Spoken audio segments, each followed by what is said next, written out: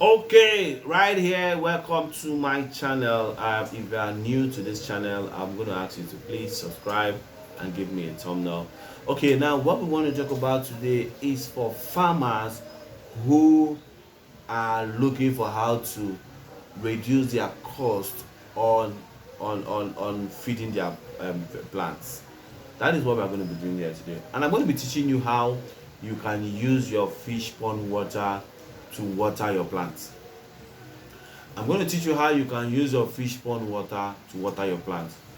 If you are someone that always want to use your fish pond water, you are pouring direct fish pond water to your vegetables. You are wondering why your vegetables are drying up. It is drying up because of that fish pond water. Yes, that's why it's drying up. You get a fish pond water, especially when at that time when you can leave the fish pond water for as much as and when they are now big, you can leave the fish pond water for as much as 3 days, 4 days. You now carry such water and go and pour on your vegetables. You are killing the vegetables. Why? Now let me tell you. Fish pond water is rich with ammonium. And ammonium, we know, is very toxic. It's toxic for the fish. It's also toxic for your plants. If you continue to give your plants such kind of water, it is going to kill. At the tender age, when the fish is still small, giving your pond that water, because of how mild the ammonium in the water is, your plants may not really feel it. But at that time, when it starts becoming so much, most of your plants will still die, even though some may still survive because it's not so high. Ammonium on your plant is not good. It is wrong. You don't need to use it on your plants. Now let me tell you what to do. But fish pond water is very, very rich with nutrients. Do you know that fish pond water has up to 11 nutrients? Even though they are not in the required quantity, you can now supplement it with those other nutrients that you need. Fish pond water has nitrogen, which has ammonium, and through ammonium we will get nitrogen. Fish pond water has phosphorus. Fish water has potassium. Fish water has calcium. Fish water has sulfur. Fish water has boron. Fish water has zinc. It has up to 11 nutrients. But the issue there is this: some of these nutrients are not in the right proportion that your plant needs. So while you are using them, you cannot be supplementing them with your other nutrients. Are you understanding it? But the most important part is this: how can I even use that fish water? Because with the fish pond water, if you are spending money on, if you are spending 100, let's say you are spending 100% on feed for your vegetables, with fish pond water it can drop by 60%. So you can now be able to use 40% of your nutrients to feed your plant, while fish pond water will serve 60%. Yes, it can do that. Now what do you need to do when you get a fish pond water?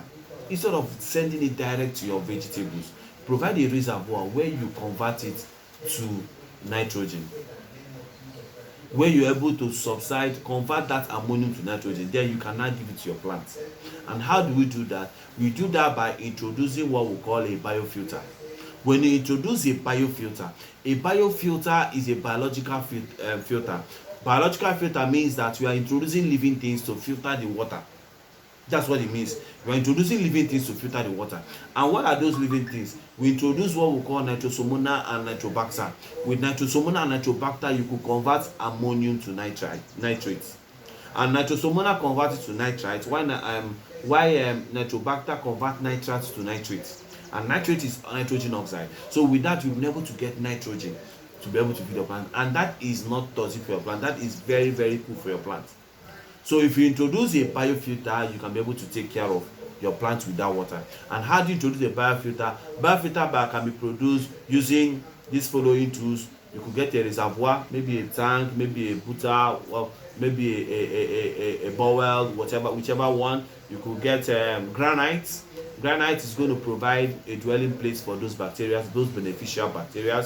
You can also provide things like coconut hulls. Coconut hulls has a very good rough edge that you can be able to house more of those bacteria. With that, it can act on your plant faster than you expected. Then number 4 thing you need there, you could need a shade net. If you don't have a shade net, You can actually get a mosquito net. If you have a mosquito net in your house, that could be easier for. But if you want, you can go to the market, look for a shade net. I can also help you get that. If you're around anywhere in Nigeria, I can get that for you and send it down to you anywhere you are in this country. To get a shade net, use that to cover it, right? So these are the 4 things you need. You need a reservoir where you're going to move the fish pond water into. Then you need a dry night. Dry night is also a dwelling place for that. It helps to, it's a very good place for these beneficial bacteria. Then also you need to introduce a rice husk, coconut husk. Coconut husk will help you keep more of it. You understand? Then you need a shade net to cover it. Why are we covering it? If you leave it open and sun is hitting that water, it is going to introduce algae. Remember, algae is also a bacteria, and that algae will also be dragging oxygen with your beneficial bacteria you have, and you don't really need the algae. So with that, you put a shade net. Shade net will not allow sun to be penetrating like that, and with that, it will not build up algae. And once it doesn't build up algae, your beneficial bacteria will be very fine and cruising inside that water and enjoying themselves. You understand? So when you have that, you need to leave that for like 5 good days. After 5 days, you'll be very sure that those ammonium has been converted to nitrate. Then you can now be taking this water and be feeding your plant. You can even use this water for your nursery. But if you want to use it for your nursery, I would advise always dilute it with water. Always dilute it with water. Do 1 to 1. That means 1 liter to 1 liter. That means if you take 1 liter of pond water, you bring 1 liter of clean water and mix them together. You can use it. Then for all our farmers, remember, these things is not measured. These fishes are just living their life. So this is another measure. So I would advise you as a farmer, make sure you have an EC meter, and make sure you have an EC meter, make sure you have a pH meter. EC meter is called electric conductivity meter. I can help you get it anywhere you are in this country. In Nigeria, I can help you send it down to you. You need an EC meter to be able to check the nutrient level of that water. Why is this? At every stage of your plant, vegetative stage, there is the rate of nutrients it needs for it not to be too harsh on it. To the flowering stage, there's also the rate of nutrient it needs for it not to be harsh on it. Then the fruiting stage, there's also a level of nutrient it needs for it not to be harsh on it. But I know that from vegetative stage, if you are using that fish pond water, it's fine. But just to make sure that you're on a safe place, you use an EC meter to measure it. Also measure the pH. Make sure that the pH of that water is within the range of what you need. Remember, the pH is very, very important because it shows how acidic the water is. And once this water is beyond the pH at which this plant will be taking up nutrients from your plant, from your water, it becomes an issue. You'll be providing nutrients, but your plant will not be taking it up. So it's very important you have a pH meter and you have an EC meter. With these 2 things, you always go and monitor the water you are giving to your plant and make sure that they are in the right level or the right range where they are supposed to be for you to feed your plant with it. So at that point, I know that tomatoes is about tomatoes is from 6.0 or 5.5 to 6.8. From 5.5 to 6.8, you can actually feed your tomatoes with it. You understand? Pepper, I think pepper is also from 6.0 to 6.5. Sorry, from 5.5 to 6.5. You can feed your pepper with that. So they all have ranges of pH that you can actually give your plants. You understand? The same thing with EC, electronic conductivity. There are different levels for vegetative stage. Some of them will need 1.8 millisiemen to 2.8 millisiemen. You just need to find out from those things. If you need all those details for whichever the vegetable you are planting, I can be able to provide all that for you. Tell me the one you are planting, I can give you the EC. It should be at the vegetative stage, at the fruiting stage, at the flowering stage. I can be able to do that for you. You understand? But you need to be able to check that. But I know that what you have in your fish pond water will not really be enough to serve your plant. So you may not have an issue, but just to be very, very sure. It will also help you to know what quantity you now need to supplement, what quantity of nutrients you now need to supplement the water of the pond. You understand? That will really, really help you for you to be able to do that. But I need you to know that with fish pond water, things like leafy vegetables, things like leafy vegetables that you know that what you take from the vegetable is their leaf, and this fish pond water has enough of nitrogen. You are very sure that you can actually use just the fish pond water alone to be able to do your vegetable, your leafy vegetable, from start to finish. You understand? Then secondly too, if you are if you are doing fruity vegetables, challenge you may have if you are just depending only on fish pond water is that, number one, your fruits may not be becoming big. Number two, the flowering stage may be having issues. So at that point, you need to also be introducing more potassium, you need to be introducing more calcium, so that you can strengthen your plant, because the level of calcium and the level of potassium on the fish pond water will not be enough to give your plant what it needs.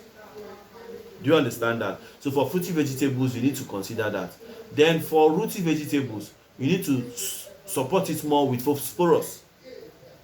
So that's why I say you need to supplement it. But the good thing is this is going to do a whole lot of work for you. You just have very little to now pick from your nutrients to provide for your plant.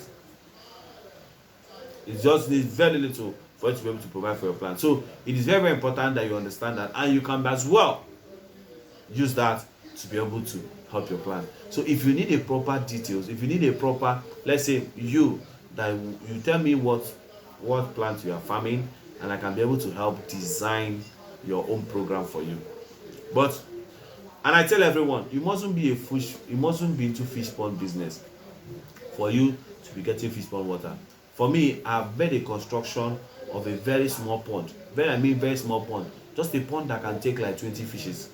Because I am someone that talks so much about garden farming, and my assignment or my project is on garden farming, and I want to make sure that all the families or all the household I am guiding through on garden farming, they are also using this water.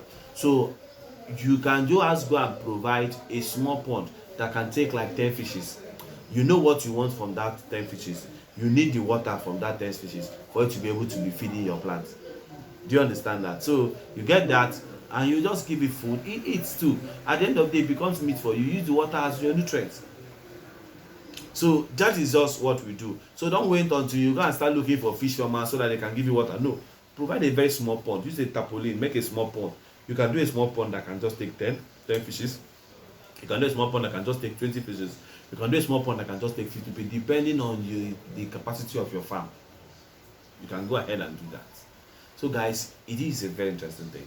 Please, if you find this video interesting, I would like you to subscribe to my channel, and also try as much as possible to give a thumb up to this video.